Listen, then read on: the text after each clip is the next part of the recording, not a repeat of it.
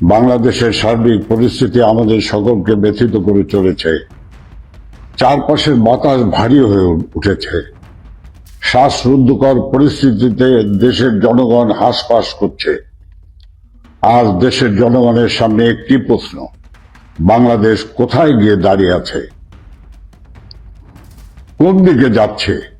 দেশি বিদেশি ষড়যন্ত্রের মাধ্যমে জননেত্রী সফল রাষ্ট্রনায়ক শেখ হাসিনার নেতৃত্বে পরিচালিত সরকারের হটানোর মাধ্যমে বাংলাদেশ তার গতিমুখ হারিয়েছে। আর্থ সামাজিক অর্থনৈতিক অগ্রগতিতে আন্তর্জাতিক পরিমণ্ডলে বারংবার প্রশংসিত বাংলাদেশ আজ অস্থিতিশীলতার চোরাবালিতে ডুবে গেছে। আজকের বাংলাদেশের সবকিছুর চেয়ে বোধহয় মানুষের জীবনের দামটাই কম। এটা শুরু শিক্ষার্থীদের আন্দোলনের আড়ালে মেটিকুলাস ডিজাইন করে শিক্ষার্থী ও হাজার হাজার পুলিশ বাহিনীর সদস্যদের হত্যা করে একটি নির্বাচিত গণতান্ত্রিক সরকারকে হটানো হয়। এরপর ডক্টর মোহাম্মদ ইউনূসের নেতৃত্বে একটি গোষ্ঠী অবৈধ অসাংবিধানিক ভাবে ক্ষমতা দখল করে। এই অবৈধ দখলদার গোষ্ঠীর প্রত্যক্ষ মদদে একটি খনি গোষ্ঠী লুটেরা নির্বিচারে আওয়ামী লীগের নেতা কর্মীদের উপর হামলা চালায়। তাদের বাড়িঘর, ব্যবসা প্রতিষ্ঠানে হামলা, ভাঙচুর, লুটপাট ও অগ্নিসংযোগ চালায়। হাজার হাজার আওয়ামী লীগের নেতা কর্মীদের হত্যা করা হয়। পাশাপাশি রাষ্ট্রযন্ত্রকে ব্যবহার করে বাংলাদেশ আওয়ামী লীগ সহ মুক্তিযুদ্ধের পক্ষ শক্তির প্রগতিশীল মানুষদের উপর অবর্ণনীয় দমন পীড়ন, নিপীড়ন, নির্যাতন চালিয়ে যাচ্ছে। বঙ্গবন্ধু কন্যা জননেত্রী শেখ হাসিনা ও আওয়ামী লীগের নেতাকর্মী এবং কেন্দ্রীয় 14 দল সহ প্রগতিশীল চিন্তা চেতনার ব্যক্তিদের বিরুদ্ধে মিথ্যা, বানোয়াট, ভিত্তিহীন ও মন গড়া রাজনৈতিক হয়রানিমূলক হত্যা মামলা দেওয়া হয়েছে। সেই সব মৃতদের অনেকেই জীবিত আছে। টাকার প্রলোভন দেখে মামলার বাদী বানানোর পরিকল্পিত কৌশলের গোবরও ফাঁস হয়েছে।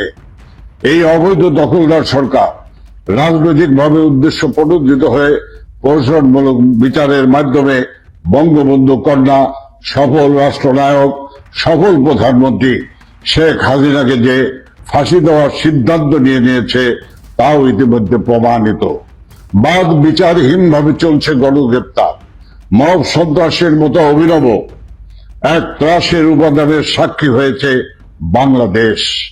এই অবৈধ দখলদার সরকারের বিরুদ্ধে কেউ কথা বললেই তার উপর অত্যাচারের খড়গ নেমে আসে। সনাতনী ধর্মাবলম্বী বৌদ্ধ, খ্রিস্টান সহ অন্যান্য সম্প্রদায় ও জাতিগোষ্ঠীর বাড়িঘর, ব্যবসা প্রতিষ্ঠান ও ধর্মীয় প্রতিষ্ঠান এবং তাদের উপর গণহত্যা চালানো হচ্ছে। আওয়ামী লীগের নেতাকর্মী সহ এসব হত্যাকাণ্ডের শিকার হওয়া পরিবারের সদস্যদের বিচার চাওয়ার অধিকারটাও কেড়ে নেওয়া হয়েছে। মহান মুক্তিযুদ্ধের মাধ্যমে প্রতিষ্ঠিত বাংলাদেশের বৈচিত্র্যময় ও সমাজকে ধ্বংস করে সাম্প্রদায়িক সম্প্রীতিকে গভীর সংকটে ফেলে দিয়েছে এই সরকার। বাংলাদেশের অগ্রযাত্রার অভিমুখ বদল করে একাত্মবাদিতা কায়েম করার লক্ষ্যে সাম্প্রদায়িক শক্তিকে পরিপুষ্ট করা হচ্ছে। বাংলাদেশের জন্মের ইতিহাস মুছে ফেলার পায়তারা করা হচ্ছে। রাষ্ট্রাচার থেকে মুক্তিযুদ্ধের ইতিহাস ও ঐতিহ্যের সঙ্গে সম্পর্কিত দিবস যেমন ঐতিহাসিক 7 মার্চ সংবিধান দিবস, 15 আগস্ট জাতির পিতা বঙ্গবন্ধু শেখ মুজিবুর রহমানের শাহাদাত দিবস বা জাতীয় শোক দিবস সহ অন্যান্য গুরুত্বপূর্ণ দিবস সমূহ বাদ দিয়েছে। জয় বাংলা জাতীয় স্লোগানের রায়ের উপর স্থগিতাদেশ দেওয়া হয়েছে, কিন্তু যে স্লোগান বাঙালির অস্তিত্ব জানান দেওয়ার অনুরণিত হয় সে স্লোগান রুদিবে সাধ্যকার। বাংলার শহর, নগর, বন্দর, গ্রামগঞ্জে জয় বাংলা ছড়িয়ে গেছে। জয় বাংলা গণমানুষের অবিভাজ্য বোধ থেকে রস আস্বাদন করছে নতুন আঙ্গিকে। ধন্যবাদ ও কৃতজ্ঞতা জানাই আওয়ামী লীগের নেতাকর্মী এবং মহান মুক্তিযুদ্ধের চেতনায় বিশ্বাসী দেশপ্রেমিক মানুষদের, যারা মৃত্যু ভয়কে উপেক্ষা করে মুক্তিযুদ্ধের আকাঙ্ক্ষা বাংলাদেশ বিনির্মাণের সংগ্রাম চলমান রেখেছে। প্রিয় ভাই ও বন্ধুগণ, আজ বাংলাদেশ গভীর সংকট কাল অতিক্রম করছে। একে মানুষের জানমালের নিরাপত্তা নাই, আবার নিত্য প্রয়োজনীয় দ্রব্য সহ সবকিছুর দাম ঊর্ধ্বমুখী। দ্রব্যমূল্যের ঊর্ধ্বগতির ফলে প্রতিনিয়ত দুর্বিষহ হয়ে উঠেছে মানুষের জীবন। বর্তমানে বাংলাদেশে বেঁচে থাকার জন্য সবকিছুতে চড়া মূল্য দিতে হলেও একমাত্র বোধ হয় মূল্যহীন হয়ে পড়েছে মানুষের জীবন। সবার সঙ্গে পাল্লা দিয়ে বাড়ে লাশের সংখ্যা। যত্রতত্র ফুলের সুবাস না থাকলেও নাকে ভেসে আসে গলিত অর্ধগলিত লাশের দুর্গন্ধ। এই অবৈধ দখলদার গোষ্ঠী দেশ ধ্বংসের যে সূক্ষ্ম উপায় তারা করছে তার প্রমাণ তাদের প্রতিটি পদক্ষেপ। আন্দোলনের সময় মেটিকুলাস ডিজাইনের অংশ হিসাবে রাষ্ট্রীয় গুরুত্বপূর্ণ স্থাপনার সময়ে অগ্নিসংযোগ ও ধ্বংসযজ্ঞ চালিয়েছিল। তারই অংশ হিসাবে সচিবালয়ের মতো সুরক্ষিত জায়গায় অগ্নিকাণ্ড সংগঠিত করা হয়েছে। সরকারের লাগামী স্বেচ্ছাচারিতা ও দুর্নীতির প্রমাণ নিশ্চিহ্ন করতে এমন নির্লক্ষ্যে কিনা আমরা জাতির কাছে সেই প্রশ্ন রাখছি। উল্টো এর মধ্যে সরকারের পক্ষ থেকে ষড়যন্ত্র তত্ত্ব আবিষ্কারের অপচেষ্টা করা হচ্ছে। সব জায়গায় আওয়ামী লীগের ভূত দেখার মতো দৃষ্টিভঙ্গি থেকে সরকারের কেউ কেউ আওয়ামী লীগের নেতা কর্মীর উপর দোষ চাপানোর অপতৎপরতা চালাচ্ছে। অথচ আওয়ামী লীগের নেতা কর্মীদের যেখানে বাড়িতে থাকতে দেওয়া হচ্ছে না, রাজপথে নামতে দেওয়া হচ্ছে না, মব সর্দার বা বিভিন্ন দলের ক্যাডার ও সন্ত্রাস বাহিনী লেলিয়ে দিয়ে বাদ বিচারহীন ভাবে যাদের জীবন কেড়ে নেওয়া হচ্ছে, তারা সচিবালয়ের মতো সংরক্ষিত এলাকায় প্রবেশের সুযোগ পাবে, এই ধরনের কথা বলা বাতুলতার সামিল। সচিবালয়ে শুধু সিসিটিভি ক্যামেরা না, নাইট ভিশন ক্যামেরাও আছে, তাতে ভিডিও ফুটেজ থাকার কথা। সেই ভিডিও ফুটেজ আমরা জাতির সামনে প্রকাশ করার দাবি জানাচ্ছি। নিরপেক্ষ সুষ্ঠু তদন্তের মাধ্যমে এই অগ্নিকাণ্ড সংগঠিত করার সঙ্গে জড়িতদের বিচারের আওতায় আনার দাবি জানাচ্ছি। আজ জনমানুষের কথা উঠেছে, যে সরকার জনগণের জানমাল ও সচিবালয়ের মতো গুরুত্বপূর্ণ স্থাপনার নিরাপত্তা দিতে পারে না, সেই সরকারের রাষ্ট্র পরিচালনার নৈতিক বৈধতা নাই। এই সরকারের পদত্যাগ নিয়ে তাই গণদাবি উঠেছে। সেই গণদাবির প্রতি সমর্থন রেখে আমরা অবৈধ অসাংবিধানিক দখলদার ফ্যাসিস্ট ইউনূস সরকারের পদত্যাগ দাবি করছি। একই সাথে বাংলাদেশ আওয়ামী লীগ সহ মহান মুক্তিযুদ্ধের চেতনায় বিশ্বাসী দেশপ্রেমিক জনগণের প্রতি আবারও ধন্যবাদ ও কৃতজ্ঞতা জানাই, এই জন্য যে তারা সকল দিক থেকে বাংলাদেশের জন্য উৎসাহের এই সময় নিজেদের বিবেকের তাড়না থেকে ফ্যাসিস্ট এই সরকারের বিরুদ্ধে সোচ্চার রয়েছে। আমরা বিশ্বাস করি সমগ্র জাতির সম্মিলিত বিবেক যতই আহত কখনো পরাজয় স্বীকার করবে না। গতকাল রাষ্ট্রের সর্বোচ্চ গুরুত্বপূর্ণ ভবন সচিবালয় আগুনে স্থানীয় সরকার পল্লী উন্নয়ন সমবায় মন্ত্রণালয়, সড়ক পরিবহন মন্ত্রণালয়, সেতু, ডাক ও টেলিযোগাযোগ, যুব ক্রীড়া মন্ত্রণালয় এবং শ্রম কর্মসংস্থান মন্ত্রণালয়ের নথিপত্র, কম্পিউটার ও অ্যালবাম পড়ে ছাই হয়ে গেছে। রাষ্ট্রের সর্বোচ্চ নিরাপত্তার মধ্যে এমন ঘটনায় জাতি হতবিহ্বল। লোক দেখানো নয়, জনগণের সুনির্দিষ্ট তথ্য প্রমাণ সহ সঠিক তদন্ত আশা করে। ঘটনার তদন্তে স্বরাষ্ট্র মন্ত্রণালয়ের জ্যেষ্ঠ সচিবকে প্রধান করে একটি উচ্চ পর্যায়ের কমিটি গঠন করা হয়েছে।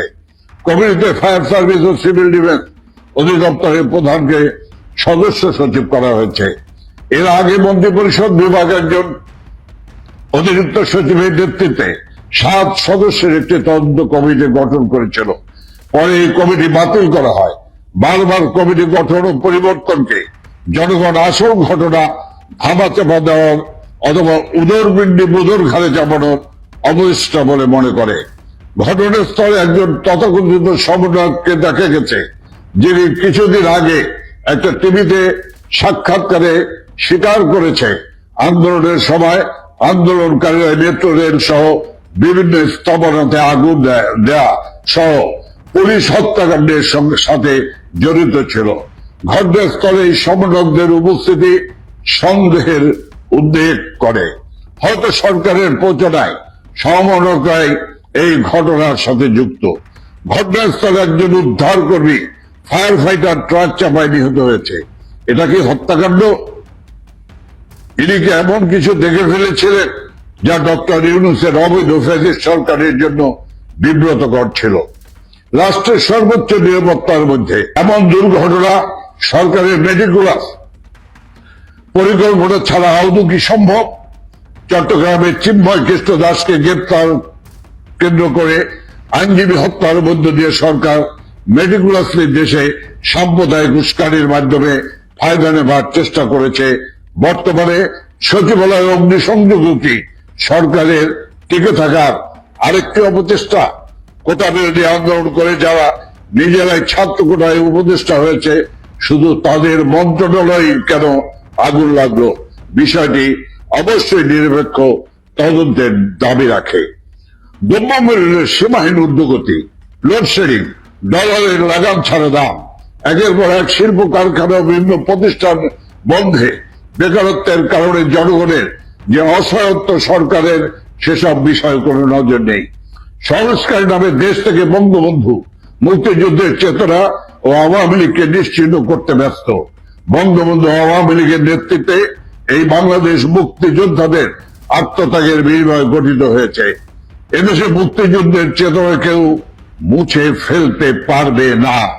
বৃথা চেষ্টা না করে জনদুর্ভোগ কমান, জনগণের যানবাহনের নিরাপত্তা নিশ্চিত করুন, হাজার হাজার পুলিশ সদস্য হত্যাকাণ্ডের সুষ্ঠু বিচার নিশ্চিতে স্বাধীন নিরপেক্ষ বিজ্ঞ ব্যক্তিবর্গের সমন্বয়ে একটি উচ্চ ক্ষমতা সম্পন্ন ট্রাইব্যুনাল গঠন করতে হবে। পুলিশ, আওয়ামী লীগের নেতাকর্মী ও সংখ্যালঘু সম্প্রদায়ের মানুষদের হত্যাকারীদের বিচার না করার জন্য আইন করে যে ইন্ডিমিনিটি দেওয়া হয়েছে সেটা বাতিল করতে হবে। যেখানে সেখানে মবের মাধ্যমে আইন শৃঙ্খলা রক্ষাকারী বাহিনীর উপস্থিতিতে ও সহযোগিতায় আওয়ামী লীগের নেতা কর্মীদের ও সংখ্যালঘু সম্প্রদায়ের মানুষদের যে হত্যার সংস্কৃতি ফ্যাসিস্ট সরকার চালু করেছে তা বন্ধ করে তার বিচার করতে হবে। ছাত্রলীগের অসংখ্য নেতা কর্মীদের শিক্ষা জীবন আজ বিপন্ন, তারা শিক্ষা প্রতিষ্ঠানে যেতে পারছে না। ছাত্রলীগ করার অপরাধে তাদের শিক্ষা জীবনের মূল পরীক্ষা অংশগ্রহণ করতে দেওয়া হচ্ছে না। শুধু ছাত্রলীগ করার কারণে তাদের শিক্ষা প্রতিষ্ঠান থেকে বের করে দেওয়া হচ্ছে। এগুলো মানবাধিকারের সুস্পষ্ট লঙ্ঘন। এসব বন্ধ করতে হবে। কোনো কারণ ছাড়া অথবা হাস্যকর কারণ দেখে অসংখ্য মানুষের চাকরি থেকে বিনা কারণে অব্যাহতি দেওয়া হচ্ছে। এসব বন্ধ করে তাদের চাকরিতে পুনর্বহাল করতে হবে। মবের মাধ্যমে দেশের বিভিন্ন শিক্ষা প্রতিষ্ঠানে সম্মানিত শিক্ষকদের অপদস্থ করে পদ ও চাকরি থেকে সরিয়ে দেওয়া হয়েছে, তাদের শপথে পুনর্বহাল করতে হবে। ইজতেমা ময়দানে ধর্মীয় উন্মাদনা বিভাজন সৃষ্টির মাধ্যমে আনুমানিক 150 জনকে হত্যা ও আরো শতাধিক মানুষকে পঙ্গু করে দেওয়া হয়েছে। কেন এই পরিস্থিতি জাতি জানতে চায়। বান্দরবনের আদিবাসী পল্লীতে অগ্নিকাণ্ড, ব্যাংক ডাকাতি, মেঘনার টলারে 7 জনকে নববর্ষক হত্যাকাণ্ড সহ অসংখ্য ঘটনার সাক্ষী আজকের বাংলাদেশ। সুপ্রিয় ভাই এবং বোনেরা, বঙ্গবন্ধুর সোনার বাংলাদেশ গড়ে তোলার লক্ষ্যে বাঙালি জাতিকে আবার শেখ হাসিনার নেতৃত্বে ঐক্যবদ্ধ হতে হবে। বাংলাদেশকে একটি উন্নত জাতি হিসেবে গড়ে তুলব আমরা। আসুন আমরা সকলে মিলে বঙ্গবন্ধু কন্যা, সফল রাষ্ট্রনায়ক, সফল প্রধানমন্ত্রী জননেত্রী শেখ হাসিনার নেতৃত্বে দেশটাকে গড়ে তুলি। দেশের সকল শ্রেণী পেশার মানুষের কাছে, দেশের বুদ্ধিজীবীদের কাছে এবং সকল সরকারি বেসরকারি কর্মকর্তা কর্মচারীদের কাছে, আইন শৃঙ্খলা রক্ষাকারী বাহিনী, দেশপ্রেমিক সেনাবাহিনীর কাছে আহ্বান থাকবে, রক্তে কেনা স্বাধীন বাংলাদেশ, উদীয়মান বাংলাদেশ, ইমার্জিং টাইগার বাংলাদেশকে ধ্বংস করে দিবেন না। আসুন আমরা এই সমস্ত বিপদগামীদেরকে প্রতিহত করি, আমাদের দেশটাকে রক্ষা করি। ওরা আমার দেশের স্বাধীনতা ধ্বংস করতে চায়, ওরা আমার পতাকা পরিবর্তন করতে চায়, ওরা আমার জাতীয় সঙ্গীত পরিবর্তন করতে চায়, ওরা আমার মুক্তিযুদ্ধের মধ্য দিয়ে অর্জিত মুক্তিযুদ্ধের সকল চেতনাকে ধ্বংস করে দিতে চায়। আসুন আমরা এই দেশটাকে বাঁচাই। আমাদের আর বসে থাকার সময় নেই। আমাদের ভবিষ্যৎ প্রজন্ম, আমাদের সন্তান সন্ততিদের কাছে, পরবর্তী প্রজন্মের কাছে জবাবদিহি করতে হবে। আসুন প্রতিবাদ করি, প্রতিরোধ করি, এই সমস্ত বিপদগামী লুটেরা সন্ত্রাসীদের হাত থেকে দেশকে রক্ষা করি। ওরা স্বাধীনতা বিরোধী, ৭১ মানে না, ওরা জাতীয় পতাকা মানে না, ওরা জাতির পিতা মানে না, ওরা দেশপ্রেমিক নয়, ওরা দেশ ধ্বংসকারী, রাষ্ট্রদ্রোহী। আজ আমি আপনাদেরকে ধন্যবাদ জানিয়ে আমি আমার বক্তব্য এখানে শেষ করছি। খোদা হাফেজ। জয় বাংলা।